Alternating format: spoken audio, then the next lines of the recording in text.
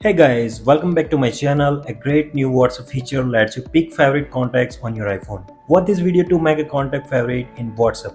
For this, you need the latest WhatsApp version 24.14.85 installed on your iPhone. Just open the App Store and type WhatsApp into the search bar, click on update button and that's it. Now open WhatsApp on your iPhone, go to the settings tab. Over here you can see an all new settings called the favorite. Simply click on it. On screen you can see that make it easy to find the people and groups that matters most across the WhatsApp. So tap on the add favorite. Your contacts list will appear. Simply tap on the specific contact to make a favorite. For example, I make a favorite dony and Mark.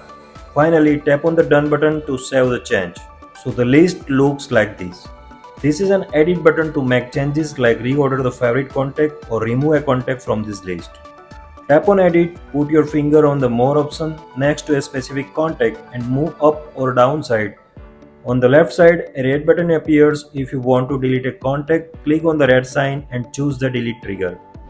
So what happens? A specific contact is removed from the favorite list. It won't be deleted from your iPhone contact list. In the end, don't forget to tap on the done button to save the process. Now next, go to the chats tab. Over here you can see a specific favorite section. Tap on it so the favorite contact list will reveal. If you force close WhatsApp and reopen the app, in the chat screen, the favorite section is not showing. What you have to do, simply scroll down the screen. So on the above, you can access all hand-picked contacts. It stays little bit hidden on the top of the main screen. This favorite contact list remains the same for the WhatsApp voice and video calls. You can also edit favorite contacts in the call settings screen. This step is useful to access all WhatsApp groups. So finally, we don't have to scroll too much to find a specific group like family members or friends, etc. Click on all tabs to get the regular timeline with all of your chats. Guys, I hope this video was helpful to you.